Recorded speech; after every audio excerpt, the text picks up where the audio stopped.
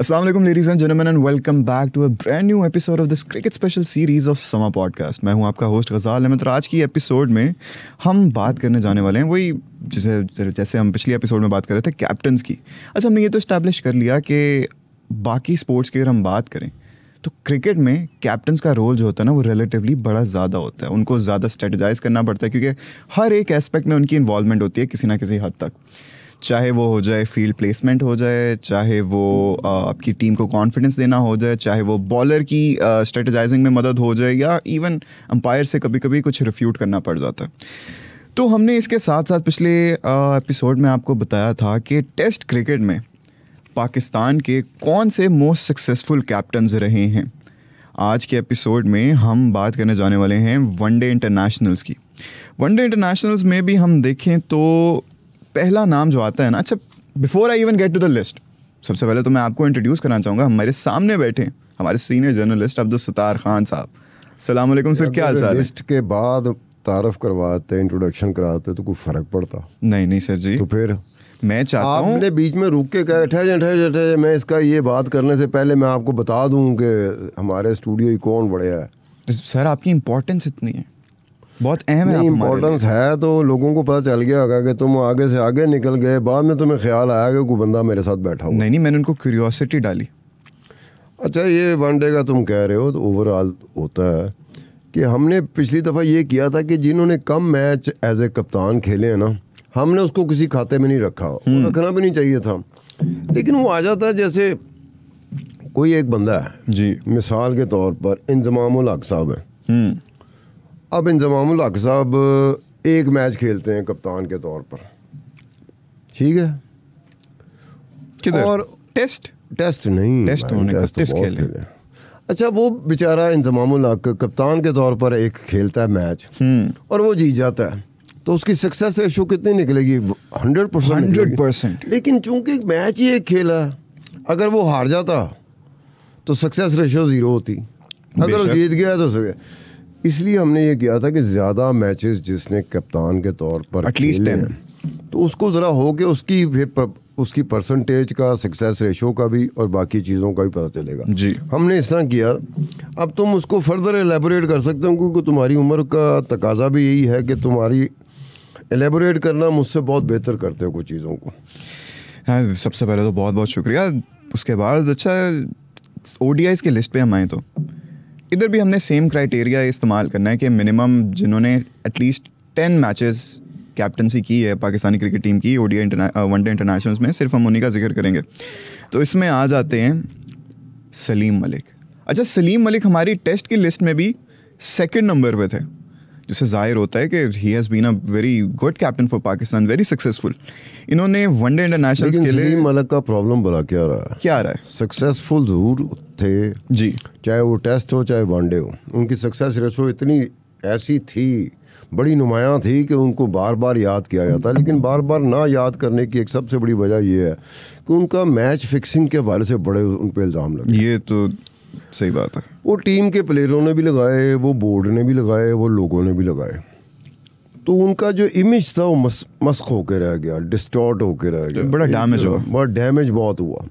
तो ये वजह थी वसीम मलिक की। अब कई लोग अगर सुनेंगे कि वसीम मलिक का track record as a captain तो बहुत ज़बरदस्त रहा है, तो उनके लिए भी ये जंबे वाली बात होगी क्योंकि वो ज़हनी तौर पे उसके लिए तैयार नहीं होगा जी। एक बात ज़हन में रख लें, पाकिस्तान में होता है कि जिसका कोई इमेज ख़राब हो गया हो, डैमेज हो गया हो, तो उसकी परफॉर्मेंस अगर अच्छी निकल भी आती है किसी और हवाले से, तो पाकिस्तानी ज़हन उसको मानने के लिए तैयार नहीं होता और रिलक्टेंट होता है।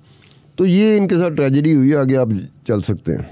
अच्छा, इनकी टेस्ट मैचेस में सक्सेस रेशो इनका 58% था और ओडीआईस में भी 62%। खेले हैं इन्होंने 34 मैचेस जिसमें से 21 जीते, which is quite a remarkable feet. अच्छा, अगर इनके आगे बढ़े इनसे तो तीसरे नंबर पे जो नाम है ना, ये अभी भी क्रिकेट खेल रहे हैं और ये काफ़ी पॉपुलर भी हैं। इवन दो हमने टेस्ट मैचेस की जब कैप्टनसी की बात की थी, उधर इनका सक्सेस रेट जो था वो 0% था, बिल्कुल भी गैर मुनासिब था, 100% गैर मुनासिब था। लेकिन यहाँ पे ये हमारे लिस्ट में दूसरे नंबर पे आते हैं मोस्ट सक्सेसफुल कैप्टन्स की इन वनडे इंटरनेशनल्स। इन्होंने खेले हैं 41 मैचेस जिसमें से 25 जीते हैं, which concludes their his success ratio to 61%, which again is a very very good ratio. तो आपको क्या लगता है, क्या ऐसी वजह रही कि उनको टेस्ट क्रिकेट में तो एज अ कैप्टन कामयाबी ना मिल पाई? इवन तो उन्होंने कोई इतने ज़्यादा मैचेस नहीं खेले थे, सिर्फ 3 ही खेले थे, लेकिन वनडे इंटरनेशनल में सीधी सी बात है, टेस्ट मैच की स्ट्रेटजी बिल्कुल मुख्तलिफ बहुत होती ज़्यादा है, उसकी प्लानिंग बिल्कुल मुख्तलिफ होती है। वनडे की स्ट्रेटजी, वनडे की प्लानिंग वो मुख्तलिफ होती है। अगर T20 आया था उसकी प्लानिंग, उसकी स्ट्रेटजी वो मुख्तलिफ होती है, रिजल्ट मुख्तलिफ आ रहे होते हैं। आप एक स्ट्रेटजी के साथ आते हैं, टेस्ट में भी उसी स्ट्रेटजी के साथ आएंगे, वनडे में भी उसी के साथ आएंगे, T20 में भी उसी के साथ आएंगे। तो तीनों फॉर्मेट में तो ज़मीन आसमान का फ़र्क है। ऐसे ही है। तो आपकी जो स्ट्रेटजी टेस्ट में कामयाब हो रही है वो हो सकता है वनडे में बिल्कुल फेल हो जाए और T20 में बिल्कुल काम ना करे, या T20 की स्ट्रेटजी है वो वनडे में फेल हो जाए और टेस्ट मैच में काम ही ना करे। तो इसलिए होता है कि ये एक चीज़ होती है जिसमें अक्सर आप देखते होंगे कि कई खिलाड़ी बुला कर कहते हैं, जैसे शाहिद आफरीदी टेस्ट मैच एक ही लिया एज ए कप्तान। अब ये देखो ना, उसने कहा कि यार मैं कप्तानी के लिए, टेस्ट मैच की कप्तानी के लिए मेरी सलाहियतें जो है ना वो मदम पड़ जाती हैं, इसलिए उन्होंने दूसरी जो फॉर्मेट है उसके लिए ज़्यादा मैचेस लिए जी। अमूमी तौर पर बोर्ड का कोई फ़ैसला आ जाता है, ख़ुद क्रिकेटर कोई फ़ैसला कर लेता है कि जनाब मैं टेस्ट के लिए अवेलेबल हूँ लेकिन वनडे के लिए नहीं अवेलेबल, मैं वनडे के लिए अवेलेबल हूँ लेकिन T20 के लिए अवेलेबल नहीं हूँ। तो ये वेरी कर रही होती है तीनों चीज़ें। अगर आप तीनों को साथ रखेंगे कि टेस्ट में भी उतना ही कामयाब कप्तान, वनडे में भी उतना ही कामयाब कप्तान, T20 में उतना ही कामयाब कप्तान, तो ये बड़ा रेयर है। बहुत ही ऐसा लगेगा जब आपको ढूंढने के लिए अच्छा खासा झाड़ू फेरन की लोड़ होगी। ये झाड़ू फेरना इलेक्शन वाला नहीं, ये दूसरा झाड़ू मतलब कि बाकायदा। लेकिन आप देखें कि हमने पहला नाम लिया, वो टेस्ट में भी सक्सेसफुल थे, इधर भी सक्सेसफुल, और अब शुएब मलिक के बाद जो नाम आता है वो टेस्ट में भी सक्सेसफुल थे। टेस्ट में वो आते थे 4th नंबर पे और इधर वो आ रहे हैं 3rd पे, वो हैं वसीम अकरम। वसीम अकरम का टेस्ट मैचेस में as a captain success ratio था 48% का और इधर है 61%। इन्होंने खेले हैं 109 ODIs एज ए कैप्टन जिसमें से 66 ये जीते हैं, making his success ratio to 61%। अच्छा, थोड़ा सा वसीम अकरम के हवाले से ना जी, ये होता है कि एक प्लेयर होता है, वो एक उस तरह का प्लेयर उन सालों में, उन दिहाइयों में बहुत कम प्लेयर पैदा होते हैं। 100% एग्री। उसी तरह से वसीम अकरम पैदा हो गया था। अब वसीम अकरम के बारे में ये है कि दरियाफ्त है जावेद मियादाद की, ग्रूम किया इसको इमरान खान ने। अच्छा, कुछ कहते हैं इनको इमरान खान ने दरियाफ्त किया था? नहीं, दरियाफ्त उसने किया था, जावेद मियादाद ने। वो वसीम अकरम जब कप्तान बनता है तो क्रिकेट खेले हुए काफ़ी अरसा से गुजर चुका होता है, लेकिन इसके साथ ट्रेजेडी ये होती है वसीम अकरम के साथ, कप्तान बनने के बाद इनके भी 4 स्टिंट्स हैं। जैसे होता है ना कि आप एक ही टेन्योर आपका लंबा हो जाए कि यार इस वक्त से इस वक्त तक कैप्टन, और बीच में जो गैप पड़ते हैं ना वो बड़ा इफेक्ट करते ये हैं। बड़ा अजीब सा होता है, इनकंसिस्टेंसी आ जाती है। या इसमें ये होता है कि अगर किसी को कप्तान आप लेके आए वो खुद ही भाग जाता है बेचारा कि जी मैं नहीं कर सकता, आपको फिर पुराना कप्तान दोबारा लाना पड़ता है, या फिर बोर्ड के अंदर ही कोई शरारतें शुरू हो जाती हैं कि जी ये जो आया हुआ है इसको तो लेके आना है, ये जो पहले से है। अब उसमें से 2 जो इसके स्टिंट थे ना वसीम अकरम के जी, वो कामयाब नहीं थे, लेकिन 2 स्टिंट, बाकी स्टिंट इसके बड़े कामयाब थे। मतलब ये वाइट वॉश कर देता है वेस्ट इंडीज़ का सीरीज़ जो होती है वाइट वॉश कर देता है, जो कि इतनी कमाल टीम मानी जाती थी उस अपने ठीक दौर है। में। उसके बाद ये होता है कि एक सीरीज़ ख़ास तौर पे 1998-1999 की सीरीज़ इंडिया की सीरीज़ थी। उसमें ये था कि इंडिया में पाकिस्तान की क्रिकेट टीम का खेलना महाल था, यानी कि जो एक्सट्रीमिस्ट नहीं होते इंतहा पसंद, हिंदू इंतहा पसंद, उन्होंने तो यहाँ तक कहा था कि हम ग्राउंड में घुस के पिच के ऊपर आ जाएंगे हम, ठीक है। और एक खौफ का भी आलम था। उसमें वसीम अकरम की क़यादत में पाकिस्तान वो सीरीज़ जीत जाता है इंडिया में। अब ये होता है कि यार किस तरह से मैच खेले होंगे ये, और कप्तान ने किस तरह खिलवाया होगा मैच, ये क्रेडिट जाता है टीम को भी जाता है, कप्तान को भी जाता है। एक तो आपके आर्च राइवल हैं ही हैं, साथ साथ आपको डेथ थ्रेट्स भी मिल रहे हैं एक तरह से कह लो। उसके बाद होता ये है कि 1996 का वर्ल्ड कप भी इन्होंने कप्तान थे, उसमें हम क्वार्टर फाइनल में गए हुए थे, तो इंडिया हमारे मद्दे मुकाबल था।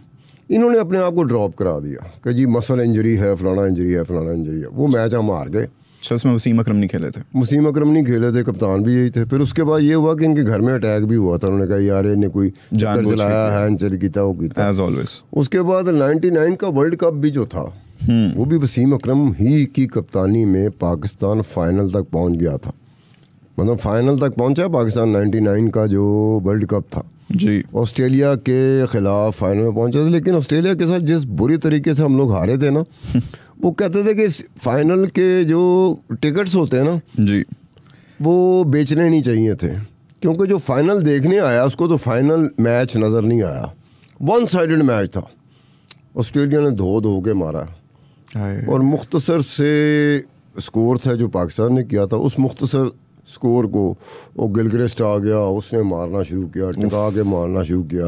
पाकिस्तान ऐसे आउट हुआ है जैसे कोई लीग का मैच हो रहा है या ग्रुप मैचेस हो रहे हैं, ऐसे मैच हुआ। तो फाइनल में इस तरह के matches world cup, cricket world cup के बहुत कम ऐसे फाइनल हुए हैं जहाँ इस तरह का इतना वन साइडेड रहा, ऐसे वन साइडेड रहा। वो भी उस पर ऊपर आया। फिर उसके बाद ये था कि वसीम अकरम की दोस्तियाँ जो थी ना जी, वकार यूनुस के साथ बहुत थी, आकिब जावेद के साथ थी, मुश्ताक अहमद के साथ थी। तो ये वो ग्रुप था जिसको ग्रूम कर रहा था इमरान खान। लेकिन जब इनकी अपना वसीम अकरम का हुआ तो वसीम अकरम, वकार यूनुस, आकिब जावेद और मुश्ताक अहमद ये वेस्ट इंडीज़ के टूर पे थे। तो ये मैराडोना जो होता है ना, ये सरेआम पब्लिकली पी रहे थे। कौन कौन? ये वसीम अकरम, वकार यूनुस, आकिब जावेद और मुश्ताक अहमद ये पकड़े गए। अब इनको उन्होंने तहवील में ले लिया कि जनाब आप पब्लिकली नहीं कर सकते, यही काम आपने करना हो तो किसी और तरीके से आप कर सकते हैं, लेकिन पब्लिकली ये नहीं कर सकते। अच्छा, उसमें एक ट्रेजेडी क्या होती है कि एक हुई थी जावेद मियाँदाद के साथ ट्रेजेडी कि 10 खिलाड़ियों ने एक रिवॉल्ट किया था, बगावत की थी। किसके खिलाफ? जावेद मियाँदाद के खिलाफ 10 खिलाड़ियों ने। दूसरा जो खिलाड़ी है वो वसीम अकरम है, जिसके खिलाफ एक मैस स्केल का एक बगावत हो गई।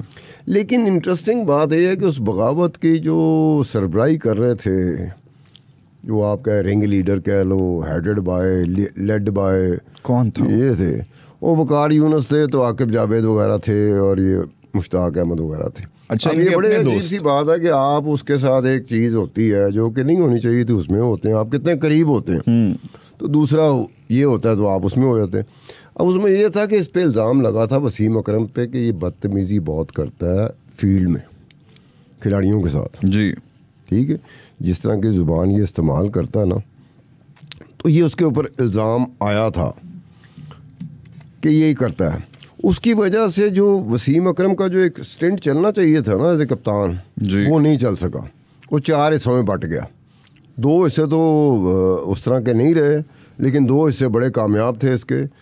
एज ए कप्तान ये कामयाब था, लेकिन अगेन बात आ गई, जैसे सलीम मलिक के ऊपर बात आई थी ना, इसी तरह से वसीम अकरम पे भी बात आती रही, मैच फिक्सिंग की बात आती रही।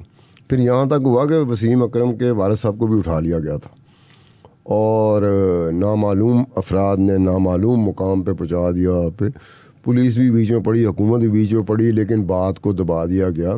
रिकवर कर लिए गए थे, लेकिन ये था कि वो एक हलचल मची थी और उसमें भी यही था कि बुकिए हैं या अंडरवर्ल्ड है या कोई चीज़ ऐसी है जिन्होंने ये हरकत की है। तो उसकी वजह से वसीम अकरम का जो इमेज था पब्लिकली अच्छा खासा डैमेज हुआ। जब अखबारात में ख़बरें आना शुरू हो जाएँ, टीवी पे आना शुरू हो जाए, तो बंदा डैमेज होना शुरू हो जाता है। और उन्होंने इस बात का जिक्र अपनी किताब में भी किया था, फिर सबको जवाब भी दिया था उन्होंने। देखो, मैं अगर किताब लिखता हूँ ना, मैं जवाब देता हूँ, फिर भी बहुत सारी चीज़ें, सवालात जो होते हैं ना, उसके जवाब अपनी जगह पर हो नहीं आए होते। बिल्कुल सही बात है, ठीक है ना। मैं कोई बात कहता हूँ कि मेरे पे ये बात आई थी, उसका मैं जवाब ये देता हूँ। इसके बावजूद सप्लीमेंट्री क्वेश्चन इतने होते हैं कि उसको कवर करना मेरे जैसे बंदे के लिए भी मेरे बस की बात ही नहीं होगी। अगर आपने कोई इल्ज़ाम लगा दिया मेरे पे, तो मैं 1-2 को एक्सप्लेन कर सकता हूँ, लेकिन आप हर किसी को नहीं, मैं हर एक सवाल का नहीं कर सकता। बिल्कुल सही बात है। कई डूबियस किस्म के होते हैं जिनका जवाब भी डूबियस होता है, वो सवाल भी डूबियस होता है, उसका जवाब भी डूबियस होता है। एग्जैक्टली। तो उसमें बंदा फंस जाता है। तो वसीम अकरम के बेचारे के साथ भी यही हुआ था। अच्छा, आगे बढ़ते हैं अगले नाम की जानिब। वसीम अकरम तो बेचारे फंस गए थे, ये भी जो हमारा अगले नाम है ये भी काफ़ी फंसे रहते हैं इनको, इवन दो बड़ा ट्रोल किया जाता है कि is not a great captain, लेकिन हमने जाना कि टेस्ट मैचेस में भी he was the third most successful captain. कौन? और ओडीआईज में भी ही इज़ एट नंबर 4। वो हमारे स्टार साहब, हमारे अपने किंग बाबर आजम। वो आपका किंग होगा ना, हमारे नहीं, ये हमारे बड़े नहीं, हमारा आवाम के आजकल किंग है। हमारा मुश्ताक मोहम्मद भी किंग था, जावेद मियादाद भी था, इमरान खान भी था, वसीम अकरम भी था, इवन हत्ता के मिसबाउल हक भी था। तो अब आपके ये देखो ना, एक होती है कि नई चीज़ आ चुकी होती है। एक थे हम इनको, हमारे लिए टावरिंग पर्सनैलिटीज़ कौन थी क्रिकेट की? वो यही लोग थे ना। एक एक करके एक प्लेयर गए हैं तो हमारा क्रिकेट के ग्राउंड से राब्ता तकरीबन मुनक़ता हो चुका हुआ था जी। मवासिलाती राब्ता नहीं होता, मुनक़ता हो जाता है ना। जैसे हम ट्रांसमिशन कर रहे होते तो कई दफ़ा यहाँ पे भी होता है, जैसे हम लोग मोबाइल इस्तेमाल कर रहे होते हैं तो वो टोटल्ड हो जाता है कि भाई आपको सोशल मीडिया ऑफ मिलता है, आपको नेट ऑफ मिल रहा होता है। तो इसी तरह से हमारे जो थे जिनको देख के हम लोग जवान हो रहे थे और हमारी नज़रों में जवान हो रहे थे, हम उनके होते हुए जवान हो रहे थे। कुछ प्लेयर्स होते हैं उनमें ना, वो क्राउड पुलर्स होते हैं, वो उनमें वो पोटेंशियल होता है, अपने वक्त का होता है ना, अपने वक्त का ऑरा होता है।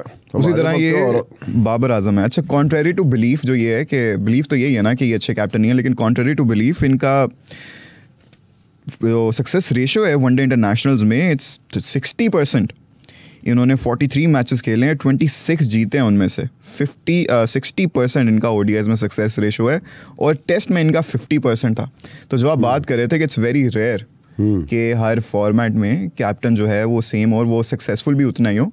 तो देखिए अभी तक ये हमारे जो प्लेयर्स आ रहे हैं, जो कैप्टन के अपनी अभी तक जिनका भी हमने जिक्र किया है, they have been quite few successful in both of these formats.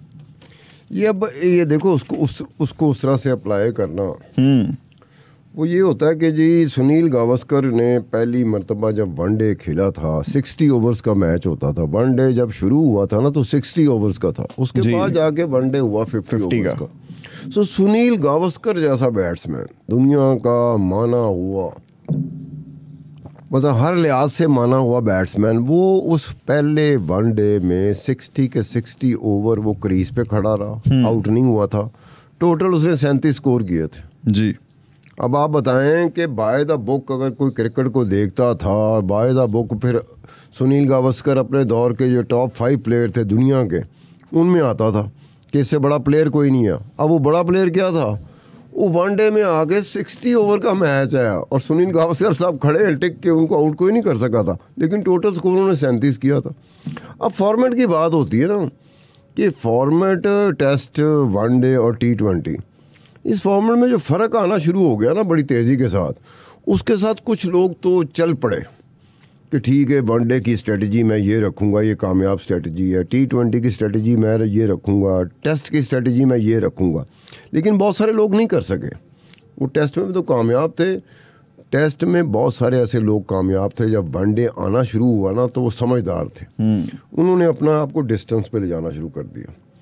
उन्होंने कहा हमें एक तो स्टाइल बदलना पड़ेगा, हम बाय द बुक क्रिकेट खेलते, अगर चौका ही मारेंगे तो रोलिंग स्टोन होगा। अब वो जब छक्का मारते हैं तो छक्का रोलिंग स्टोन थोड़ी होता है, बिल्कुल भी नहीं। रोलिंग स्टोक के लिए होता है कि भाई क्रिकेट जिस तरह से क्रिकेट के बारे में कहा गया आपने वैसे चौका मारा, लोग कहेंगे क्या चौका था। अब छक्के तो आप देखें ना, छक्का तो आपने उठाया ऐसे करके। अब कितने लोग हैं जो छक्का मारने में कामयाब होते हैं, बहुत सारे लोग हैं जो कामयाब होते हैं, बहुत सारे प्लेयर हैं, बड़े से बड़ा प्लेयर है जो छक्का मारते हुए कैच आउट हो जाता है, या छक्का मारते हुए स्टंप हो जाता है, या छक्का मारते हुए बोल्ड हो जाता है। तो ये बात है कि वो जो रोलिंग स्ट्रोक्स होते थे बाय द बुक, उसमें बहुत कम होता था कि कोई वो खेलते हुए आउट हो जाए। उसमें भी होता कि कोई गेंद क्लास की आ गई, आप बीट हो गए तो आप आउट हो गए, लेकिन वो परसेंटेज बहुत कम होती थी। ये परसेंटेज थी आप क्रीज से बाहर निकले तो स्टंप हो गए, एक बस बॉल ज़रा ज़्यादा मूव कर गई, बाहर की तरफ मूव की या लेफ़्ट की तरफ मूव की, आप आउट हो गए, विकेट कीपर ने आपको स्टंप कर दिया। या फिर आपका बल्ला पूरी तरह चढ़ा नहीं है, गेंद चढ़ी नहीं है तो कैच हो गया, या अब पिछली हो गया। आप देखते हैं ना वनडे मैच या T20 मैच आजकल देखें तो ऐसे होता है कई दफ़ा इंतज़ार करना पड़ता है गेंद कहाँ गई। और खिलाड़ी ऐसे होते हैं कि 3 खिलाड़ियों को एक जगह पे आने का मौका मिल जाता है वो इतनी ऊपर चढ़ गई होती गेंद। तो ये होता है वेरी कर रही होती है ना टेस्ट, वनडे एंड T20, जिसकी वजह से ये अच्छा खासा मुश्किल होता है कि आप तीनों में यकसा तौर पे कामयाब हो जाए। हर किसी फॉर्मेट का अपना अपना प्ले स्टाइल है और आपको हर एक में डिफरेंटली अडाप्ट करना पड़ता है। लेकिन फिर वापस आता हूँ मैं बाबर आजम की जानिब। स्टार साहब, जैसा कि मैंने कहा कि पॉपुलर बिलीफ यही है कि लोग इनको समझते हैं कि कोई इतने अच्छे कैप्टन नहीं है, इवन दो इनके जो स्टैट्स हैं ये उन सब लोगों को, जितने भी क्रिटिक्स हैं, उनके लिए एक तरह से कह लें कि तमाचा है। तो what would you like to say to all the critics? और इसका बाबर का मेरे ख्याल में PSL का जो ट्रैक रिकॉर्ड है कप्तान, वो बहुत ही मायूस कुन है। नहीं, PSL में तो है, बहुत ही मायूस कुन है। PSL में तो मायूस कुन है, लेकिन आप कौमी क्रिकेट टीम की तरफ आए तो उससे तो बहुत बेहतर है, बहुत वन ऑफ द बेस्ट कहेंगे आप। तो आप देखें ना, अब ये भी एक चीज़ है कि एक लीग हो रही है, PSL हो रही है, उसमें तो बाबर आजम का ट्रैक रिकॉर्ड कप्तान के तौर पे बिल्कुल बहुत बुरा है। यानी कि बताना भी कि भाई इनके इतने % है सक्सेस रेशो, वो भी बंदा झिझक रहा होता है। लेकिन कौमी क्रिकेट टीम की तरफ से जब ये टेस्ट या वनडे खेलते हैं तो उसमें कप्तानी इनकी बिल्कुल ठीक है। चाहिए इनको यही कि PSL की जो टीम इनको कप्तान के तौर पे लेती है जी। अब अगर हमें पता है ट्रैक रिकॉर्ड का कि कौमी क्रिकेट टीम की ट्रैक रिकॉर्ड बड़ा ज़बरदस्त है बाबर आजम का जी, PSL का रिकॉर्ड ठीक नहीं है, तो उनको भी देखना चाहिए कि हमें इनको खिलाड़ी के तौर पे लेना चाहिए, प्लेयर कप्तान के तौर पे हमें किसी और को ले लेना चाहिए। जैसे अभी रिसेंटली उन्होंने नहीं किया था, इमाद वसीम था कराची किंग का, उन्होंने शान मसूद को बना दिया। तो नहीं, उन्होंने कप्तान को लिया ना, इस्लामाबाद यूनाइटेड ने, उसने कप्तान को लिया है। नहीं, इस्लामाबाद यूनाइटेड का कैप्टन तो अभी भी शादाब ही है। तो शादाब है, लेकिन वो इमाद वसीम तो प्लेयर के तौर पे लिया ना उन्होंने कप्तान के तौर पे नहीं लिया। बिल्कुल ऐसी बात है, ठीक है ना। तो ये स्ट्रेटेजी होती है कई दफ़ा कि प्लेयर बहुत बड़ा है, इसमें तो कोई शक नहीं, कोई शक नहीं है। अब ज़रूरी थोड़ी है कि बड़ा प्लेयर हो तो आपने वो डालना। अब ये ज़रूर हो सकता है, जैसे जावेद मियांदाद की मैं बात करूँगा कि जावेद मियांदाद के दौर में, वसीम अकरम के दौर में रिवॉल्ट हुआ, अपने ही दोस्तों ने बगावत की उनके खिलाफ, वकार यूनुस। जावेद मियांदाद के खिलाफ 2 दफ़ा बगावत हुई थी। एक दफ़ा ये माजिद खान साहब जो इमरान खान के कज़न है, फर्स्ट कज़न है, ये थे और ज़हीर अब्बास थे। 10 खिलाड़ियों ने ठक आ गए, उन्होंने कहा ये जूनियर लड़का आपने मुश्ताक मोहम्मद के कहने पे रख लिया। उस वक्त क्रिकेट बोर्ड का चेयरमैन था नूर खान के बारे में उनकी रिप्यूट आज तक खेलों के मैदान में और PAE के मैदान में, इतनी रिप्यूट आज तक पाकिस्तान में किसी और की रिप्यूट नहीं हुई जितना उनकी रिप्यूट थी। नूर खान को जब ये कहा गया कि मुश्ताक मोहम्मद ने इनकार कर दिया जावेद मियांदाद का कह रहा, और Javed Miandad is a junior player, तो नूर खान वो बंदा था जो खड़ा हो गया था, उन्होंने कहा मियांदाद ही बनेगा, क्योंकि मुश्ताक मोहम्मद इतनी वो रिस्पेक्ट रखते थे, उसने कहा बनेगा। लेकिन जब प्लेयरों ने रिवॉल्ट किया था ना जी, तो फिर नूर खान एक मरतबा फिर खड़ा हो गया था in favour of Javed Miandad. उन्होंने कहा पुत्र लगा रहो, किस्मत में जो होगा वो हमें मिलेगा, जो कहते हैं कहने दो। तो एक ही मैच खेला था जावेद मियांदाद ने, उसके बाद लाइन लगना शुरू हुई, मोहसिन खान आ रहा है, रमीज़ राजा आ रहा है, वो इकबाल कासम आ रहा है, उसके बाद सरफराज नवाज आ रहा है, इमरान खान आ रहा है, वसीम बारी आ रहा है, वसीम राजा आ रहा है। अब आप देखो कि उसका हुआ, और उसके बाद वो जावेद मियांदाद के बारे में ये कहते हैं कि जावेद मियांदाद ने एक उस्तादी की थी। अब पता नहीं उस्तादी की भी थी कि नहीं की थी। उस्तादी भला क्या की थी? ये बैंक्स और PAE की तरफ से बड़े बड़े खिलाड़ी खेलते थे, एम्प्लॉय भी थे और खेलते भी थे। जी। मियांदाद ने उनके CEO को कह दिया कि terminate their playing and employment contract. इकट्ठे दोनों ही यार, एक आप PAE की तरफ से खेलते हो जी, एक PAE में आप एम्प्लॉय हो जी, एक किसी बैंक की तरफ से आप खेलते हो और बैंक में उसी बैंक में आप एम्प्लॉय भी हो, तो 2 डिफरेंट कॉन्ट्रैक्ट है ना। तो फिर मियांदाद ने ये कहने का मेरे नाल नहीं ना खेलोगे तो चलो उन। उसके बाद ये हुआ था कि मियांदाद ने ये कह के जब उसने सीरीज़ जीत ली और उसने देखा नाशां हो जाएगा, उसने कहा जी मैं रिटायरमेंट लेता हूँ एज ए कप्तान, खेलने को मैं तैयार हूँ, लेकिन दूसरी बात यह है कि माजिद खान और ज़हीर अब्बास के अंडर मैं नहीं खेलूँगा, मैं क्रिकेट ही नहीं खेलूँगा। कंट्रोवर्सी। अब उसमें हुआ ये कि वो एक वजह बनी थी इमरान खान के कप्तान बनने की। अगर मियांदाद के ख़िलाफ़ रिवॉल्ट ना हुआ होता, अगर मियांदाद ये ना कहता कि मैं माजिद खान और ज़हीर अब्बास के अंडर नहीं खेलूँगा, तो इमरान खान का चांस नहीं बनता था। क्योंकि इमरान खान के बारे में बोर्ड का और टीम का ये ख्याल था कि एक खलंडरा सा है जो उसकी वजह शोहरत थी इमरान खान की। तो उन्होंने कहा कप्तानी में, और शुरू में इमरान खान ने भी अवॉइड किया कि यार कप्तानी हो सकता मुझसे ना हो सके, बिल्कुल। लेकिन उसके बाद ये हुआ था कि इमरान खान का कप्तानी के दौर में ही उसकी बॉलर एंड बैट्समैन परफॉर्मेंस वो इम्प्रूव कर गई थी। लेकिन उसकी कामयाबी में बहरहाल जावेद मियांदाद का एज ए वाइस कैप्टन बहुत बड़ा रोल था। और ये करते क्या थे कि इनके बारे में वो इयन चैपल जो था ऑस्ट्रेलियन कैप्टन, वो एक लिहाज से इमरान खान का भी वन ऑफ द फेवरेट्स। तो इयन चैपल एंड एक चिश्ती मुजाहिद थे, आपको नहीं याद होगा, मुझे याद है, हमारे दौर का रनिंग कमेंट्री करने वाला कमाल के चिश्ती मुजाहिद थे जिनकी हम कमेंट्रियाँ सुना करते थे। तो इन दोनों ने कहा था कि ये जो थिंक टैंक है कि ये इमरान कप्तान है और जावेद मियांदाद वाइस कप्तान है, ये इस तरह की स्ट्रेटजी इवॉल्व करते हैं। हर ओवर के बाद कानाफूसी इनकी शुरू हुई।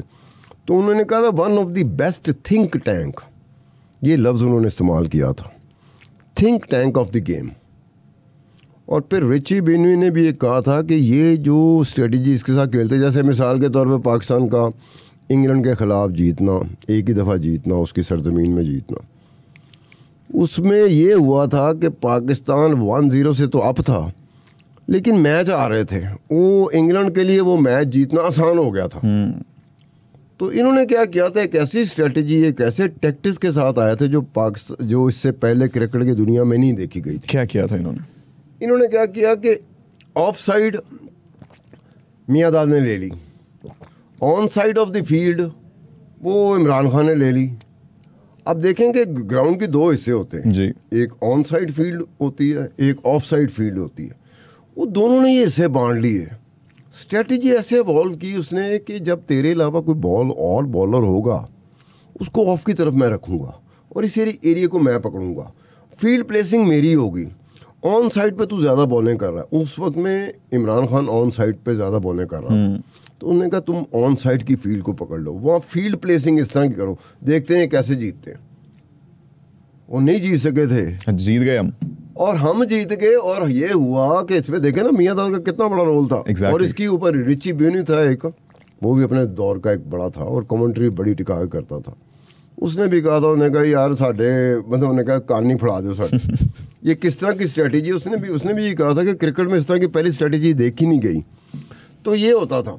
लेकिन उसमें बदकिस्मती क्या हुई कि मियांदाद जहाँ जहाँ भी होता था ना, वो कहता मेरे सामने माजिद खान ना लेना, उफ ड्रामा। और माजिद खान के साथ इमरान खान की भी नहीं बनती, आज तक नहीं बनती। स्पीकिंग टर्म्स में नहीं है दोनों आज भी। सगी खाला के बच्चे बेटे भाई हैं एक दूसरे के, नहीं बनती। वो ज़हीर अब्बास नहीं जी मैं, उन्हें कहा इमरान के साथ हूँ मैं। वो जब भी होता था ना उसे वॉलंटियर करना पड़ता था ना अपनी कप्तानी। जैसे मिसाल के तौर पर इमरान खान ज़ख्मी हो गया था, उसका मुसल पुल हो गया था, 1 साल के लिए वो सीरीज़ से बाहर रहा था, मियांदाद भी बाहर हो गया था। उन्होंने कहा मेरी जोड़ी बनेगी तो इमरान खान के साथ बनेगी। अच्छा, नहीं तो खेलना भी नहीं है। खेलना भी नहीं। उसके बाद क्या हुआ था, उसके बाद फिर बड़ी ज़्यादती हो गई ना। इमरान खान भी जब ज़्यादती करने पे आता है फिर वो देखता नहीं कि क्या ज़्यादती हुई। जावेद मियांदाद ने जब दूसरा रिवॉल्ट हुआ था ना जावेद मियांदाद के ख़िलाफ़, तो उसमें वकार यूनुस और वसीम अकरम थे।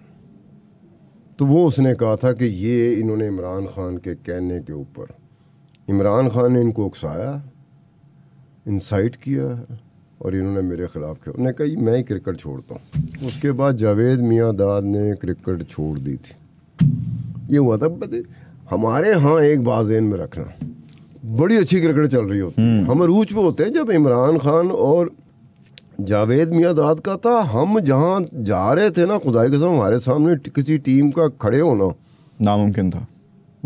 भाई इमरान खान की बॉलिंग में तूफ़ानी अंदाज आ गया, इमरान खान की बैटिंग कमाल की हो गई, भाई कप्तान भी है, बैटिंग भी इम्प्रूव कर गई और बॉलिंग में भी इम्प्रूवमेंट आ गई बड़ी। बिल्कुल फॉर्मेडेबल बन गए, टर्म इस्तेमाल होती है फॉर्मेडेबल, वो बन गए आप।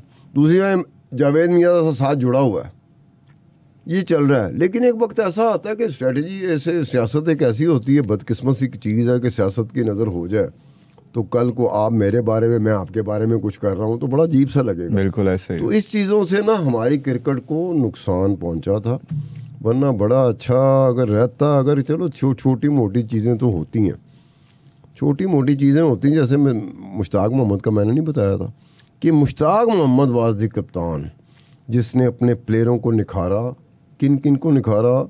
इमरान खान को निखारा, सरफराज नवाज को निखारा, जावेद मियाँदाद को निखारा। और यहाँ तक नहीं किया, उन्होंने कहा पैयो को मतलब समझते हो? उन्होंने कहा ये ना देखना ऑस्ट्रेलियंस हैं, जेड़ा भी है पैलो। उन्होंने कहा जिस तरह से वो सलूक करेंगे आपने भी ऐसे करना। आपने ये ख्याल नहीं करना कि ऑस्ट्रेलियन है, कि उनसे बुरा करना, वेस्ट इंडियंस हैं। तो ये हुआ था कि वो इयन चैपल उनको कहता रहता था ना, तो वो तुमने एक लफ्ज़ इस्तेमाल किया था स्लेजिंग जी और इंटीमिडेट, ये करते थे। तो एक दफ़ा डेनिस लिली आ गया ड्रेसिंग रूम में पाकिस्तानी खिलाड़ियों की, हाथ में बियर पकड़ी हुई थी और लेट्स हैव एंजॉय बियर। उसने बियर ऑफ़र की तो मुश्ताक मोहम्मद ने कहा कि यार तुम जिनको बियर ऑफ़र कर रहे हो तुम फील्ड में उनको अब्यूज़ करते हो, कर्स करते हो, गालियाँ निकालते हो। तो डेनिस लिली ने कहा कि जो फील्ड में हो रहा होता है उसको फील्ड तक रखा करो, ऑफ द फील्ड ना लेके आया। उन्होंने कहा फिर मैं भी तुम्हें बता दूं, हम भी ऐसी चीज़ें करेंगे कि फील्ड वाली चीज़ फिर आपको ना चुभे। Off field and on field ये दो फ़र्क, ये उसने जवाब दिया था। और फिर उसमें मुश्ताक मोहम्मद का एक और था कि जैसे हफीज़ कारदार नहीं था जी, सुनता नहीं था किसी की। 3 प्लेयर आए हैं जो किसी की नहीं सुनते थे, एक हफीज़ कारदार, एक मुश्ताक मोहम्मद और एक इमरान खान। वसीम अकरम ने थोड़ी सी कोशिश की थी बीच में वो करने की, लेकिन वो उतना कामयाब नहीं हुआ था। मुश्ताक मोहम्मद ने पहली दफ़ा तारीख़ में पे रेज़ की डिमांड कर दी थी कि जी खिलाड़ियों को बेहतर मुनासिब तनख्वाही दे दिया करो। वो कारदार साहब थे क्रिकेट बोर्ड के कप्तान, प्रेसिडेंट चीफ। अब ये कारदार साहब कौन थे? जो कारदार साहब जो पहले कप्तान थे 1952 से 1958 में। रईस मोहम्मद को इन्होंने खेलने नहीं आता, मकसूद को खिलवा रहे थे। स्टोरी नहीं भूलेगी हमें, ठीक है। अब वही जब कारदार पाकिस्तान क्रिकेट बोर्ड का चेयरमैन बनता है तो वही कारदार प्रपोज करता है मुश्ताक मोहम्मद को कि ये कप्तान बनेगा। यानी कि रईस मोहम्मद मुश्ताक मोहम्मद का भाई है। जब आप कप्तान होते हो उसका कैरियर आप उड़ा के रख देते हो, लेकिन जब आप खुद बनते हो क्रिकेट बोर्ड के चेयरमैन तो आप उसी के भाई को मुश्ताक मोहम्मद को प्रपोज करते हो ये कप्तान होगा जी। ये देखें ना, 2 डिफरेंट चीज़ हैं, एक ही शख्सियत के 2 डिफरेंट पहलू हैं, 2 डिफरेंट डायमेंशंस हैं, जिसमें आप कंफ्यूज हो जाते हो कि यार ये बंदा एक वक्त में ये कर रहा है, दूसरे वक्त में ये कर रहा है, कमाल का कर रहा है। तो उसमें भी यही हुआ था जब इसने पे रेज़ की डिमांड की ना मुश्ताक ने, तो कारदार था जो लाने वाला मुश्ताक मोहम्मद को कप्तान के तौर पे लाने वाला कारदार था, लेकिन कारदार ने इनकार कर दिया कि नहीं कोई पे रेज़ नहीं मिलेगी। सेकंड टाइम फिर उसने डिमांड कर दी। क्यों डिमांड करा था मुश्ताक मोहम्मद? क्यों करा था? मैच जीत रहा था ना। उन्होंने कहा ये ज़रा प्रेशर भी होगा कि देखो तुम्हें मैच जीत के मैं बनता है अपनी परफॉर्मेंस से साबित कर रहा है। ये सारा कुछ था उसका। इन्होंने दूसरी दफ़ा इनकार किया, लेकिन तीसरी मरतबा, और ये भी पता चल रहा था कि शायद मुश्ताक मोहम्मद की छुट्टी हो जाए एज कप्तान, और उसके लिए भी मुश्ताक मोहम्मद तैयार हो गया था। उसने कहा ये मुझे निकाल दे, मुझे पता है प्लेयर जो टीम में खेलने वाले हैं वो मेरे पीछे खड़े होंगे कि ये बंदा तो हमारे पे रेज़ के चक्कर में अब बाहर हुआ कप्तानी के, हमारे लिए लड़ रहा है। तो फिर तीसरी मरतबा पे रेज़ बढ़ानी पड़ी थी, और ये मुश्ताक का क्रेडिट था। वो भी ऐसे ही जैसे स्टबर्न क्या होता है, स्टबर्न वो भी था, ये भी था। इमरान का भी स्टाइल ये था। इमरान तो ऐसा बंदा था कि वो कहता था ऐसे करके सिलेक्टर और बोर्ड बैठा हुआ, ये टीम सेलेक्ट हुई है या टीम बाहर जा रही है, कोई बाहर की टीम पाकिस्तान का दौरा कर रही है, उसने देखा प्लेयर, उन्होंने कहा मेरी पसंद के नहीं है, मैं नहीं खेलता भाई, चलो जी कर लो जो करना है, ऐसे करके बहन से। वो फिर बोर्ड को बात माननी पड़ती थी, सिलेक्टर्स को बात माननी पड़ती थी। और 1-2 दफ़ा तो इमरान खान ने उस वक्त ये पॉइंट उठाया जब क्रिकेट बोर्ड का जो चेयरमैन था ना वो एक जर्नैल था। ये कौन सा? जर्नैल का नाम मैं भूल गया हूँ यार, नाम याद आ जाएगा बता दूंगा। जनरल का नाम था जो क्रिकेट बोर्ड का पैटर्न इन चीफ था। पैटर्न इन चीफ तो होता है प्रेसिडेंट, ठीक है, तो वो सरबराह था। उस वक्त में होता कि फौजी डिक्टेटर जब आता था ना तो मोस्टली ये जर्नैलों को मौका मिलता था, क्रिकेट बोर्ड भी इनके पास चली जाती थी। तो इमरान ने सीधा कहता उन्हें कहा मैं नहीं खेलना है कि रखे बंदे है मैं चाहना क्या है बंदे स्ट्रेटजी उसी माननी पड़ती थी क्योंकि गुड्डी थोड़ी चल रही हो ना फिर आपकी बात माननी पड़ती है, मजबूरी होती है। लेकिन इमरान खान के जहाँ कामयाब तरीन, इसको कहते हैं जुआ, कहते हैं क्रिकेट का जुआ, कामयाब हुए जुए उसके, एक तरह से रिस्क थी ना, गैम्बल ही कहेंगे, गैम्बल ही कहते हैं ना। लेकिन 2 उसके जुए नाकाम हुए थे क्रिकेट में। उन पे हम आएंगे, लेकिन उन पे आएंगे जब हम इमरान खान की तरफ पहुंचेंगे लिस्ट में। अभी क्योंकि वक्त हो गया एक और ऐसे प्लेयर को क्रेडिट देने का जो कि कामयाब तरीन कैप्टन्स में उनका शुमार होता है। 5वें नंबर पे हमारे पास हैं वक़ार यूनुस। अच्छा, वक़ार यूनुस टेस्ट क्रिकेट में पाकिस्तान के मोस्ट सक्सेसफुल कैप्टन रहे हैं, फिर talk about more than 10 matches played, और इधर भी वो 5वें नंबर पे। अगेन स्टार्ट हमने किया था कि ये बहुत रेयर होता है, लेकिन हम देख रहे हैं कि हमारे जो सक्सेसफुल मोस्ट कैप्टन रहे हैं वो दोनों फॉर्मेट में उन्होंने बड़ा अच्छा खेला है। इधर भी अगर हम इनकी सक्सेस रेशो की बात करें तो वह 60%, कोई छोटा रेशो नहीं है, बहुत ज़्यादा है। मैं कहूँगा 50% से ऊपर का मतलब बहुत है। और टेस्ट में भी इनका 59% था, तो देखा जाए तो दोनों में तकरीबन सेम ही है। लेकिन उसमें कुछ लोग भला क्या कहते हैं, कुछ लोगों का ये पॉइंट होता है, वैलिड है पॉइंट, लेकिन बहरहाल अल्टीमेटली जो रिकॉर्ड होता है आपने उसको उसमें ये होता है कि उस वक्त में देखा जाए कि कमज़ोर टीमें थी या मजबूत टीमें जिनके साथ मैच पड़ा। अब जो हम लोग कह रहे कारदार था, मुश्ताक मोहम्मद था, इमरान खान था, अब ये जब इनके क्रेडिट पे जो चीज़ें जाती हैं उसमें बड़ी टॉप की टीमें थीं, स्टेबलिश टीमें थीं, दौर भी वैसा था, टीमें थीं। अब अगर कोई कमज़ोर माड़ी टीमों को जो हमारी जितनी हो या हमसे भी माड़ी हो तो उसको अगर ज़्यादा मैच उनके साथ हो जाएं और ज़्यादा मैच जीत लिए जाएं तो कई दफ़ा ये जो होता है ना सक्सेस रेशो, इसलिए आज से डूबियस होती है। लेकिन दुनिया में ये बात मानी नहीं जाती। वो सिंपल ये कहते हैं कि कितने टेस्ट मैच थे, कितने वनडे थे, कितने T20 थे, जीते कितने, वो उस हिसाब से सक्सेस। और मानी जानी भी नहीं चाहिए क्योंकि देखिए ना इनके 62 ODIs खेले हुए इन्होंने।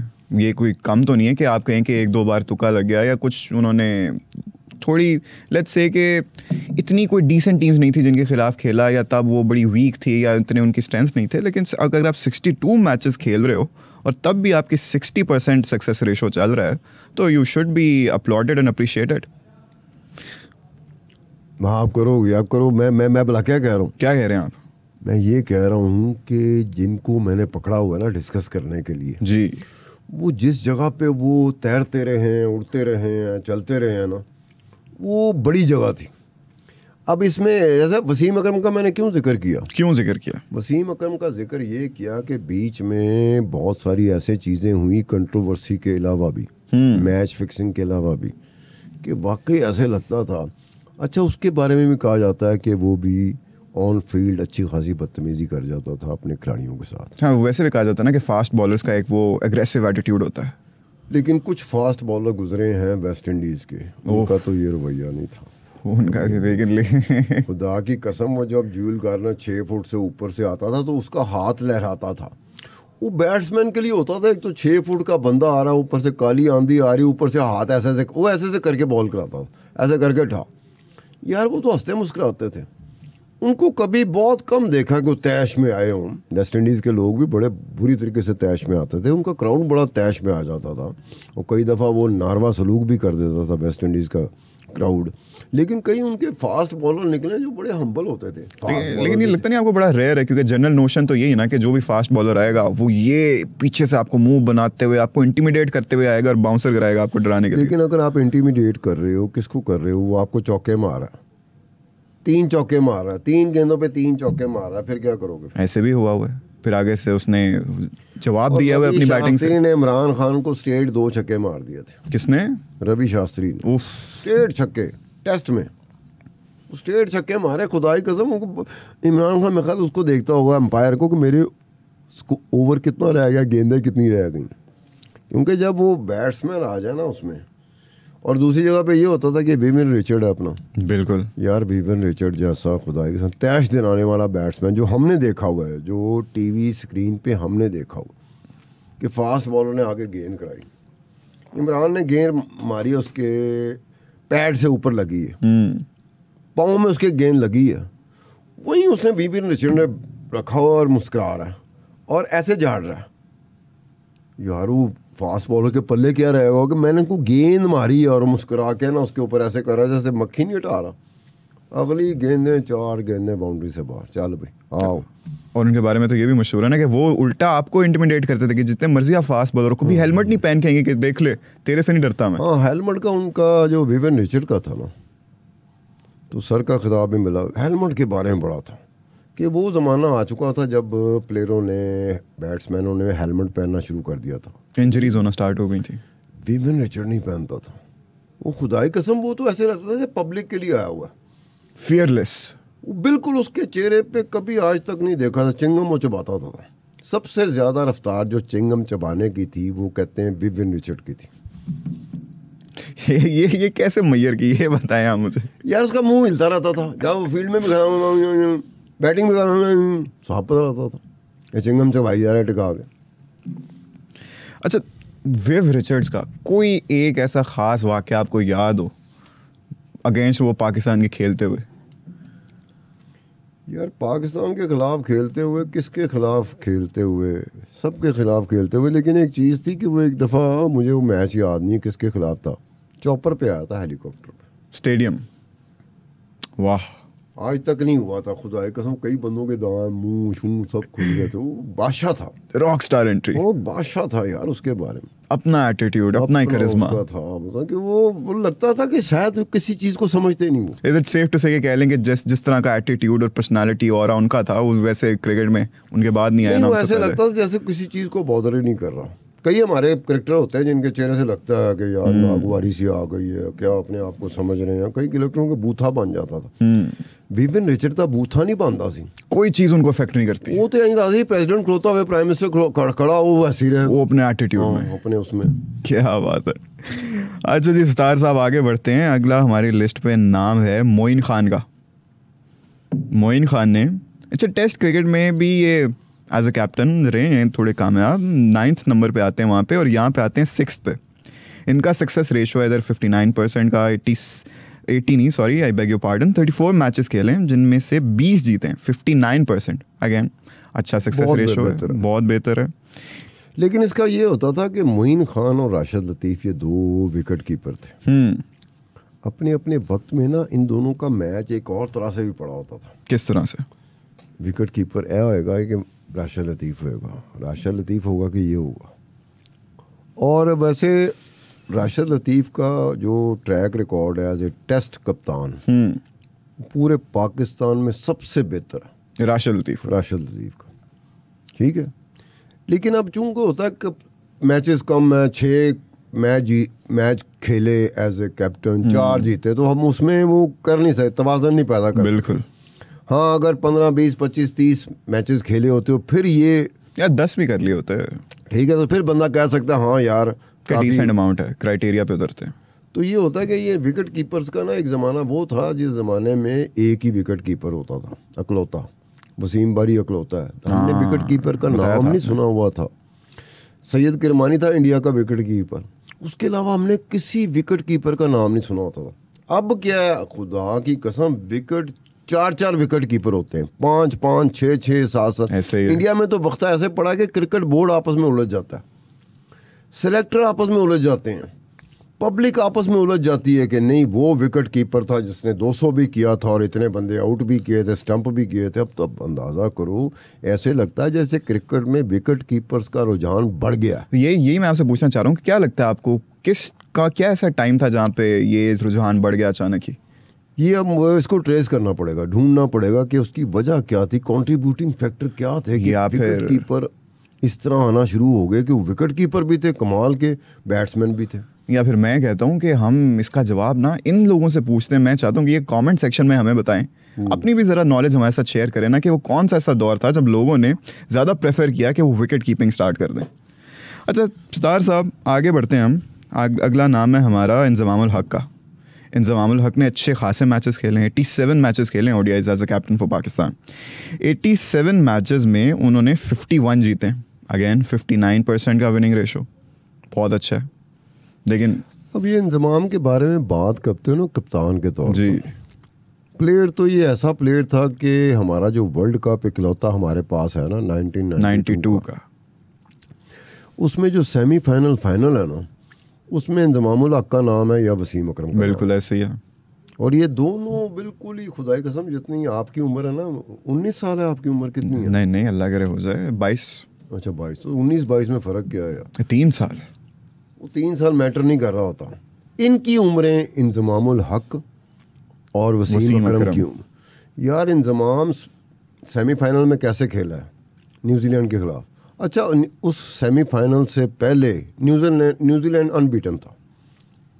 ग्रुप मैचेस में ही पाकिस्तान पहला मुल्क था जिसने ग्रुप मैचेस में न्यूजीलैंड को हरा दिया। उसके बाद सेमीफाइनल में भी इंजमाम ने ऐसे धोया था खुदाई का न्यूजीलैंड को। हाँ, ऐसे लग रहा था जो कोई बैटरियां लगी हुई हैं। इवन तो वीरेंद्र सहवाग ने भी उनके बारे में यही कहा ना कि उनके जैसा प्लेयर ना आया ना उन्होंने देखा ना आया। यार उस दिन जो क्रिकेट देखी थी ना सेमीफाइनल, 1992 के वर्ल्ड कप का जो सेमीफाइनल हुआ था पाकिस्तान और न्यूजीलैंड का, जिन्होंने सेमीफाइनल देखा ना, वो जिस तरह से इंजमाम को खेलते हुए देखा, वो कहता यार ये मशीन था, मशीन की तरह खेल रहा था। और वही चीज़ रिपीट हुई फाइनल में। वसीम अकरम की 2 गेंदें हैं यार, वो 2 गेंदें हैं। एक में एलन लैम को उसने आउट किया, क्लीन बोल्ड। दूसरे का मैं नाम भूल रहा हूँ, वो सिया फाम था। और ये दोनों वो प्लेयर थे जो टर्न अराउंड करते थे मैच को। 2 बैक टू बैक डिलीवरी में वसीम अकरम ने दोनों को क्लीन बोल्ड ऐसे किया कि एलन लैम देख रहा था कि यार मैं आगे गया हूँ, पीछे गया हूँ, ठप्पा कहाँ पड़ा, गेंद कहाँ। वो इन स्विंग हुई थी, जितना मुझे याद पड़ता है वो बॉल अंदर आई थी। ये अंदर कैसे आई, बाहर कैसे गई, मेरी विकेटें कैसे गिर गई। ये अगर क्रीज के ऊपर बैट्समैन खड़ा होकर ये देख रहा हो, टीवी पे आप देख रहे हो, तो समझो कि कितनी बड़ी गेंदें कराई होंगी। एग्जैक्टली। वो आपको प्लेयर के एक्सप्रेशन से पता चल जाता है जब वो ऐसे हक्का बक्का खड़ा होकर हुआ क्या है। तो वो देखें कि तुम अपनी पीक कब लेते हैं, जब वो खुद बिल्कुल नौजवान होते हैं। क्या बात है। और वो भी उस स्टेज पे। हम तो वर्ल्ड कप से आउट हो चुके थे ना। वो तो भला हो ऑस्ट्रेलिया और वेस्ट इंडीज़ का एक मैच हुआ था, अगर वो मैच ना होता, उसका रिजल्ट उस तरह से ना आता, तो हमने जो कमबैक किया था वो अधूरा रह जाता। तो ये अगर कप्तान होने के नाते से ना इंजमाम के ऊपर ये बात आती है कि ये मज़हब को बीच में ले आए थे। हाँ, ये आपने बताया भी था शोएब अख्तर वाला किस्सा। तबलीगी जमात को लेके आना पहले, तो फिर लोगों ने क्या कहना शुरू किया, क्रिकेट बोर्ड ने कहना शुरू किया, प्लेयरों ने कहना शुरू किया कि अपनी कमज़ोरियाँ जो है ना उनको मज़हब की आड़ में छुपाया जा रहा है। वो होता ये था, जो प्लेयर थे ना, प्लेयरों को पता था कि कप्तान को खुश रखना। यार होता है, अब आपको पता है, मुझे ही पता है कि हमने यहाँ पे रह के किसी को खुश रखना हर जगह होता अगर उसको खुश ना रखा तो हमारा कोई चांस मुश्किल हो सकता है। होना नहीं चाहिए ये वैसे। तो ये होता था। अब उसमें होता क्या होता, उसमें ये था कि ये शोएब अख्तर ने बात की थी, उसने कहा हिपोक्रेसी आ गई है टीम में कि बंदा सिर्फ इंजमाम को खुश करने के लिए, इसके साथ 3-4 खिलाड़ियों को खुश करने के लिए वो भी कुछ पढ़ना शुरू कर देता था। अब शोएब अख्तर जो था वो बहुत ही इस मामले में बड़ा ओपन बंदा था, ओपन माउथड होता है, ओपन माइंड तो होता है ना, open mouth, very blunt. Shoaib Akhtar फिर लिहाज नहीं करता था, मेरा कप्तान है, क्या है, फील्ड है, मैच हो रहा है, मैं बॉल करा रहा हूँ, मुझसे बॉल करवाई जा रही है, वो ख्याल नहीं करता था। इतना भी नहीं होना चाहिए, लेकिन वो नहीं, मिजाज होता है यार, मिजाज के साथ होता है ना, ये थोड़ी होता है कि उसको नहीं पता कि क्या उसने भुगता है 2-3 दफ़ा। शोएब अख्तर ने भुगता है, लेकिन सर्कमस्टांसेस की परवाह नहीं है उन्हें। वो करते हुए अपना मिजाज होता है। अगर इमरान खान की गुड्डी ना चढ़ी होती तो जो शोएब अख्तर के साथ हुआ उससे आगे इमरान खान के साथ भी हो जाता। लेकिन इमरान खान उस वक्त करता था जब इमरान खान की गुड्डी चढ़ी होती थी। बॉलिंग भी ज़बरदस्त है, इमरान खान की पीक पर है, बैट्समैन भी पीक पर है, कप्तानी भी पीक पर है।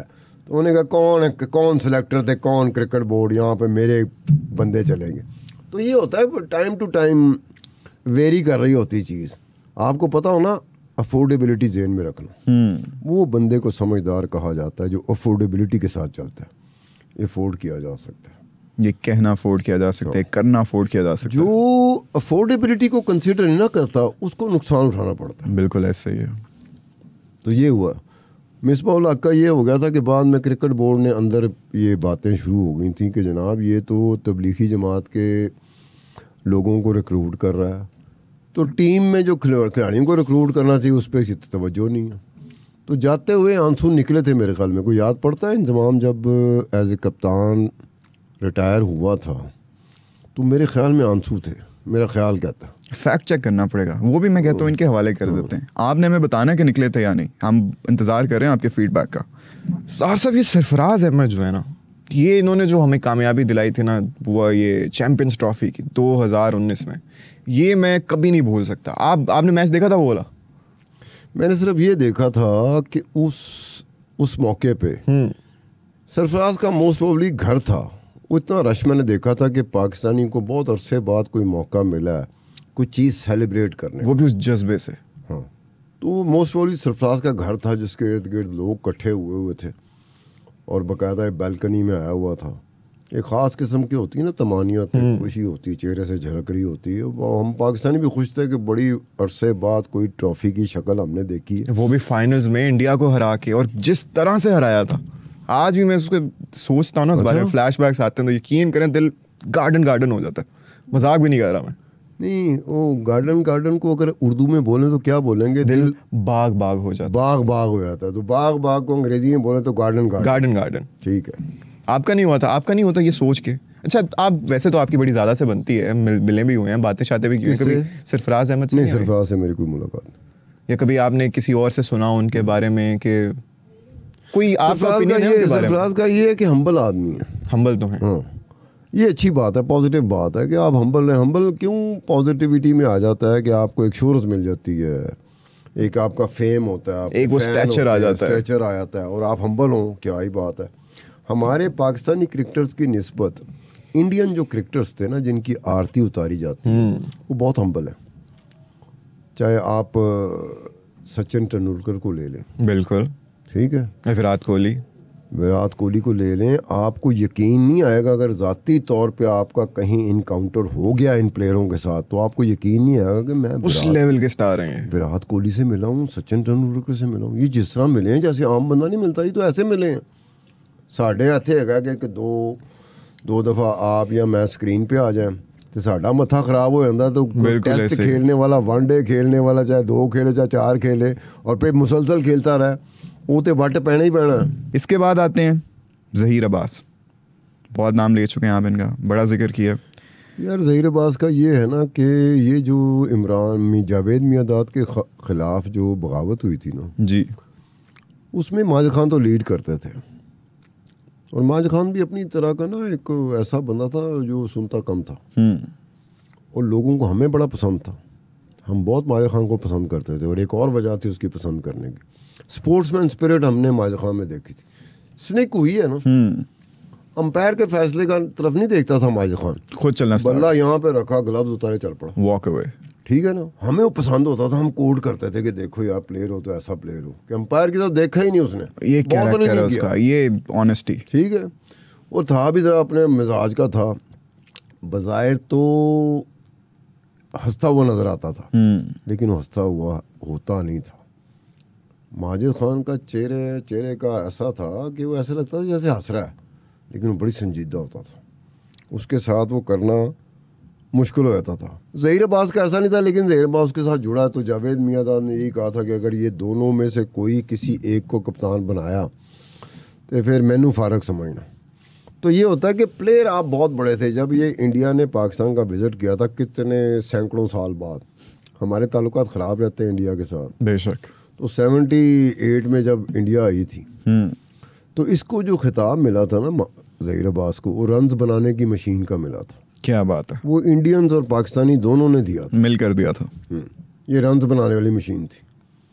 अब वो रन्स बनाने वाली मशीन, प्लेयर तो बहुत बड़ा, लेकिन कप्तान होना ज़रा डिफरेंट हो जाता है। बिल्कुल। इसके बाद अब एक नाम ऐसा है जिसका आई एम प्रीटी श्योर के सारे देखने वालों को, तमाम व्यूअर्स को भी बड़ी शिद्दत से इंतज़ार रहा होगा, वो है इमरान खान का। अच्छा, इनका जिक्र तो आप बड़ी दफ़ा कर चुके हैं, इसी पॉडकास्ट में भी, इनसे पिछली सारी पॉडकास्ट में भी, और हम देखते हैं कि इनका हर जगह जिक्र ही बड़ा ज़्यादा होता है। 2.5 साल से ये कब से जब वोट ऑफ नो कॉन्फिडेंस हुआ तो उस वक्त से आज तक अगर डेली बेसिस पे पर आवर भी निकालें, पर मिनट भी निकालें, पर डे भी निकालें, पर वीक भी निकालें, पर मंथ भी निकालें, तो सबसे ज़्यादा डिस्कस तो इमरान खान हुआ, हैंड्स डाउन, नो डाउट। लेकिन अभी अगर ज़रा हम स्ट्रिक्टली क्रिकेट की बात करें, स्पोर्ट्स की बात करें, तो स्टार साहब हमने देखा कि इनकी पॉपुलैरिटी तो बढ़ी रही है, सही है, इनको बड़ा अच्छा लीडर भी माना जाता रहा है, लेकिन अगर हम स्टैट्स की बात करें तो he has not been that successful.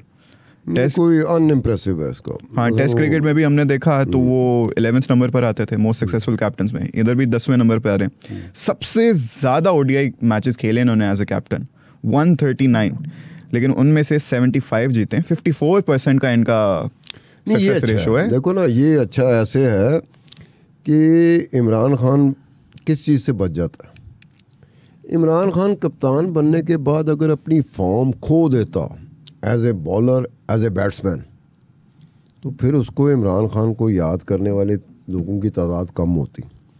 लेकिन आप अपनी कप्तानी के दौरान अपनी बॉलिंग परफॉर्मेंस और अपनी बैटिंग परफॉर्मेंस, ऑलराउंडर परफॉर्मेंस उसको कायम रखते हैं, कोई चीज़ तो आपको कोई चीज़ रोकेगी नहीं।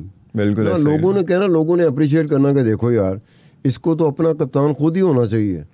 ये किसी के कप्तानी में तो उस तरह से किया नहीं, अब उस तरह से किया होगा तभी तो यहाँ तक पहुँचा है, लेकिन अपनी कप्तानी में। लेकिन बहरहाल इसकी कप्तानी में बहरहाल मैं जितना मैंने इसको हार्ड ये डिग आउट किया है, जावेद मियां का बड़ा हाथ है। अब उसमें बात है कि कोई इसका जुआ, गैम्बल जिसे कहते हैं ना, क्रिकेट का गैम्बल, कोई ऐसे गैम्बल बताएं भी तो सही ना। अब हम यार गैम्बल मिसाल के तौर पे इजाज़ अहमद नहीं है, मेरी ज़ाती तौर पे उसके साथ बड़ी रही है इजाज़ के साथ। इजाज़ अहमद को इंडिया मैच, उसके दौरान ये इजाज़ को भेज देता है 1 डाउन, इजाज़ धो देता है। तो वो जो कमेंट्री कर रहा होता है ना हिंदी में, वो कहता है कि चमत्कार दे जाते हैं इमरान खान साहब, यानी कि बिल्कुल ही वो एक था कि माइंड गेम्स जिसे नहीं कहते, इमरान खान उसके साथ भी खेलता है। अगर किसी को ना पता हो, इमरान खान को माइंड गेम्स के साथ खेलना आता है। क्या आप उनको प्रेडिक्ट नहीं कर सकते नेक्स्ट यार वो गया है अब्दुल कादर का, उसने ऐसे प्रोजेक्शन किया, खुदा की कसम, मैच शुरू होने से पहले ही अगले को अंडर प्रेशर कर दिया। मंजूर इलाही एक एवरेज, बिलो एवरेज प्लेयर था, जाके कहता बड़ा हार्ड हिटर है, वो लाता तोड़ देगा, फलाना कर देगा, उसका एक उसकी प्रोजेक्शन बनाती। वो जो टीमें थी, ऑस्ट्रेलिया वगैरह की टीमें थी, वो उन्होंने बाउंड्री पे बंदे खड़े कर दिए कि इमरान ने इसकी प्रोजेक्शन किया बड़ा हार्ड हिटर। उसने एक छिक्का मारा था, बाकी सारे 1-1, 2-2, 3-3 करके लेते थे। तो ये होता था कि आपने अगले को माइंड गेम के साथ, ये इमरान को आता था, तो बहुत ज़रूरी भी है ये। उसके बाद ये हुआ कि जो भी इसने किया ना, एनु फाड़ के ले आओ, ओ चल गया, उन फाड़ के ले आओ। 2 इसके जुए नाकाम हुए थे। वो कौन थे? वो एक तो था मंसूर अख्तर, वो अदरवाइज नेट प्रैक्टिस में नेट फाड़ देता था, लेकिन यूं ही वो क्रीज पे आता था ना वनडे या टेस्ट में, पता नहीं उसे क्या होता था। May be the pressure. यार प्रेशर, वो डोमेस्टिक में 400 स्कोर मार देता था, लेकिन डोमेस्टिक और इंटरनेशनल में खेलना भी तो ठीक है ना। यहाँ फेल होता रहा ना, बार बार उसको ट्राई करते रहे, वो फेल होता रहा। दूसरा था जाकिर खान, उनके साथ इनकी बड़ी दोस्ती थी। वो उस लेवल का बॉलर नहीं था, ये क्रिकेट जानने वाले कहते हैं कि उस लेवल का नहीं था जिस तरह उसको आजमाया जा रहा था बार। उसके साथ साथ ऐसा भी हुआ कि कुछ खिलाड़ी ऐसे थे जिनके साथ इमरान खान की बनती नहीं थी। एक कासिम उमर था, कासिम उमर खेलने में ना वेस्ट इंडीज़ ऐसे लगता था वेस्ट इंडियंस को खेल रहा है, करली बॉल उसी तरह से ऐसे। उन्हें 2 डबल सेंचुरीज मारी थी। 2 डबल सेंचुरीज मारने वाला टेस्ट लेवल पे वो छोटा प्लेयर नहीं होता। Indeed, 100% agreed। उसने कहा कि जी ये मेरे साथ करता है ज्यादती, वो सुनता भी नहीं था, वो भी पागल था। नट नहीं होते, नट का लफ्ज़ इस्तेमाल होता था, बिल्कुल, कि नट है भाई, ये कप्तान है, ये बड़ा प्लेयर है, ये तुम्हारे साथ कैरियर के साथ खेल जाएगा, तुझे जो मर्जी परफॉर्मेंस देती हो। वो हो गया। फिर उसने वोमनाइजर का भी इल्ज़ाम लगाया इमरान खान पे। अच्छा, ये उन्होंने लगाया था? उन्होंने भी लगाया, क्रिकेट में और कईयों ने लगाए हैं। ये सियासत में तो अब लग रहे हैं ना, वो तो मैं बात कर रहा हूँ 80s 90s की। ये उस वक्त इल्ज़ाम लगते थे तो क्रिकेटर लगाते थे, ये तो सियासत में आया तो सियासतदानों ने लगाना शुरू कर दी। ठीक है, तो वो होता था। अब उसमें 2 चीज़ें थीं, एक हफीज़ कारदार और एक इमरान खान। दोनों में एक चीज़ कॉमन थी। वो क्या थी? दोनों में कॉमन क्या थी? एक की पब्लिक हो गई थी, दूसरे की पब्लिक नहीं हुई थी। ना पब्लिकली वो कही गई थी, लेकिन वो बात अपनी जगह पे थी। था क्या? हफीज़ कारदार साहब 1952 में 1958 तक रहे। 1958 में उस वक्त का प्रेसिडेंट जो था ना मुल्क का, वो क्या नाम था यार, सिकंदर मिर्ज़ा था। सिकंदर मिर्ज़ा ने रिक्वेस्ट की थी हफीज़ कारदार को कि आप रिटायर ना हो, आप कंटिन्यू करें कप्तान। हफीज़ कादरा ने कहा नहीं, मैंने रिज़ाइन कर। दूसरा था इमरान खान। अच्छा, 1987 में जब वर्ल्ड कप पाकिस्तान ऑस्ट्रेलिया के साथ मुकाबले में सेमीफाइनल में हार गया ना, लाहौर में जो हो रहा था, तो इमरान खान ने रिटायरमेंट ले ली थी। उस वक्त मुल्क का सदर था प्रेसिडेंट ज़ियाउल हक। फिर प्रेसिडेंट ज़ियाउल हक ने ना टीवी पे ये टीम को बुलाया हुआ था, एक अशाइया था। उस अशाइया से बात करते हुए प्रेसिडेंट ज़ियाउल हक ने कहा था कि मैं प्रेसिडेंट के तौर पे नहीं बात कर रहा, रिक्वेस्ट कर रहा, क्रिकेट फैन, मैं क्रिकेट फ़ैन के तौर पे रिक्वेस्ट कर रहा हूँ इमरान खान की कि आप रिटायरमेंट छोड़ें, वेस्ट इंडीज़ का टूर आ रहा है, आप छोड़ें, प्लीज़ वापस आ जाए। तो इमरान वापस आ गया था। ये दो प्लेयरों का एक कॉमनैलिटीज़ है जी जी, कि हफीज़ कारदान ने इनकार कर दिया था सिकंदर मिर्ज़ा की रिक्वेस्ट, जबकि इमरान खान ने जनरल ज़ियाउल हक की, प्रेसिडेंट जनरल ज़ियाउल हक की रिक्वेस्ट मान ली, दिल रख लिया। और वैसे भी जो इमरान खान का फ़ैन था ना, वो असल में डॉक्टर अनवारुल हक था, जो जनरल ज़ियाउल हक का छोटा बेटा था। एक तो एजाजुल हक है ना, जो पॉलिटिक्स में है, मैंने बन जाते हैं, मिनिस्टर बन जाते हैं। डॉक्टर अनवारुल हक के साथ मेरी बड़ी रही है। तो डॉक्टर अनवारुल हक ने एक दफ़ा अपने अब्बा को कहा था, ये डॉक्टर अनवारुल हक के अपने अल्फाज हैं, बताएं, कि मैंने अपने अब्बा को कहा कि भाई आप कैबिनेट बना रहे हैं, हुकूमतें बना रहे हैं, वहाँ जो भुट्टो का फैक्टर है बड़ा वो है, आपको कोई ऐसी चीज़ रखें जो क्राउड पुलर हो। उन्होंने कहा तुम बताओ क्राउड पुलर है कौन? उन्होंने कहा इमरान खान। तो फिर ज़ियाउल हक ने फ़ोन किया था लंदन, ये इमरान खान लंदन में था, और इमरान खान के साथ जो उस वक्त था बंदा, वो इनामुल्लाह न्याज़ी था, इसका कज़न। जब ये फ़ोन गया तो इमरान खान वॉशरूम में था, इनामुल्लाह न्याज़ी ने फ़ोन सुना, आगे से एडीसी बोल रहा था प्रेसिडेंट ज़ियाउल हक का।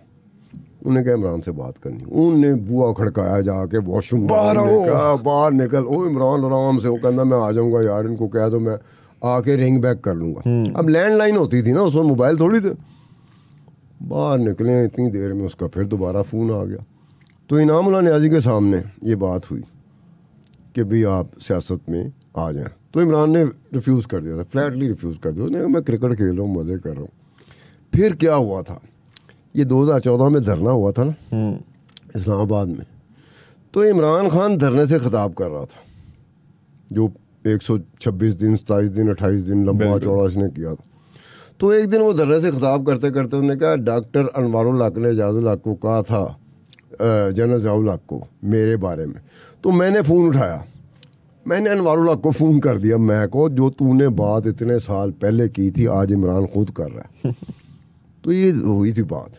अब उसमें ये कहने का मतलब है कि करिश्मा, क्रेज़, एक सहर, करिश्मेटिक, वो तो इसमें है, लेकिन ये लुच बड़े तले, ये भी है। ये बात है क्रिकेट में भी चलता रहा, बोर्ड में भी चलता रहा। गुड्डी इसकी चढ़ी हुई थी, हम इसके फ़ैन थे, मतलब हम भी उसके फ़ैन थे। हाँ हाँ, क्रिकेट में फ़ैन होता है, जर्नलिस्ट फ़ैन क्रिकेट में होता है, स्पोर्ट्स में होता है, सेलिब्रिटी का होता है। I agree. सियासत में नहीं हम फ़ैन हो सकते। सियासत में अगर फ़ैन हो जाते काम छाड़ देने, ये काम जो कर रहे हैं हम छोड़ देते। तो वो ये था कि उसमें हो जाता है। अब लोग शहर में आए होते हैं ना, तो शहर में वो हो जाता है। चलें स्टार साहब, हमने अचीवमेंट्स की तो बड़ी बात कर ली, विनिंग रेशो की भी बात कर ली, कौन कितना सक्सेसफुल रहा। अब ज़रा बात कर लेते हैं उन लोगों के बारे में, उन कैप्टन्स की जो ज़रा भी सक्सेसफुल नहीं रहे, जिन्होंने एक भी ओडीआई नहीं जीता एज अ कैप्टन। खेले कितने?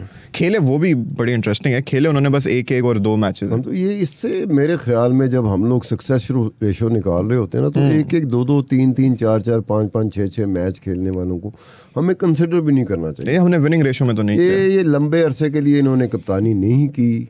हाँ, लंबे अरसे के लिए कप्तानी की होती और कामयाबी उस तरह से ना होती तो हम अंडर डिबेट ले आते उसको। लेकिन 1-1, 2-2 कहा ना, इंजमामुल हक ने को एक मैच किया, 100% उसकी रेशियो टॉप पे वो है। लेकिन मैंने डिस्कस इसलिए नहीं किया, मैं कही यार एक ही मैच ये क्या, वही जीत गया, तो 100% इसकी सक्सेस रेशियो है। अगर वही इकलौता मैच अगर हार जाता है इंजमामुल हक, तो 0% हो जाती। तो ऐसी चीज़ को गेज नहीं करना चाहिए। मतलब बड़ा होता है कि आपको रीजनेबल नंबर ऑफ मैचेस देने चाहिए कि ये मैचेस थे, इस मैचेस में ये रिजल्ट आया था, जीत गए थे, हार गए थे, वो कर लें। बिल्कुल सही कहा स्टार साहब आपने, इसीलिए आपके कहने पे हम इनको डिस्कस नहीं करेंगे। लेकिन अगली एपिसोड में हम डिस्कस करने वाले हैं T20 इंटरनेशनल में जितने भी पाकिस्तानी कैप्टन्स रहे हैं उनके बारे में, उनके विनिंग रेशो के बारे में, उनके प्ले स्टाइल वगैरह को हम डिस्कस करेंगे। तो अगर आप वो एपिसोड भी देखना चाहते हैं ना तो please stay tuned to this cricket special series of Samaa podcast. आज के लिए हमें दें इजाज़त। अल्लाह हाफ़िज़।